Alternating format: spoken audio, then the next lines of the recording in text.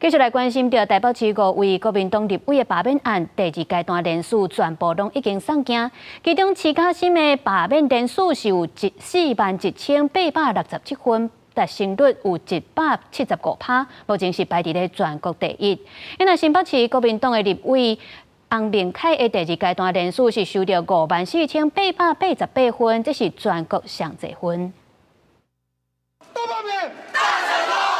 全台罢免人数持续地进行，目前拢总有35个泛蓝立委、15个民进党立委进入2阶段，并陆续地送件。这边透早罢免赖士宝、汪峰眉，也有市卡心等团体到2阶段人数数，其中市卡心案伫选委会清点前，已达成率175%，战败全国的头名。其实我们实际收到的比这个多，我们收到的41867份，是178%，因为后来造册来不及，所以留了这个600份做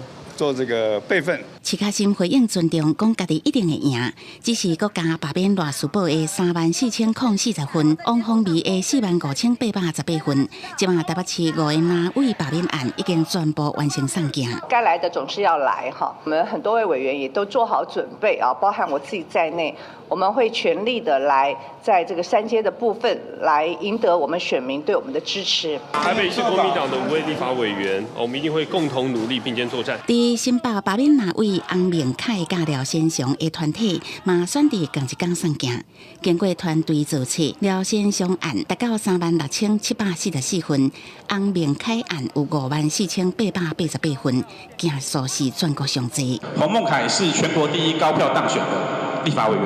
所以他值得全国第1多的连署数。看得出来罢免团体的用心，但更重要的是为人民把关以及监督现在的政府。 这才是现在台湾主流民意需要我们做的事情。洪明凯发讲要正面迎战，伫罢免立委部分，台南地检署侦办林俊宪甲王定宇的罢免案，针对涉嫌伪造文书、尽早终结。检方起诉国民党台南市党部副主委曾占奎等11个人，另外37个党工也有亲友等人，因为涉嫌协助抄写、伪造名册，得到原起诉的处分。公视新闻采访报道。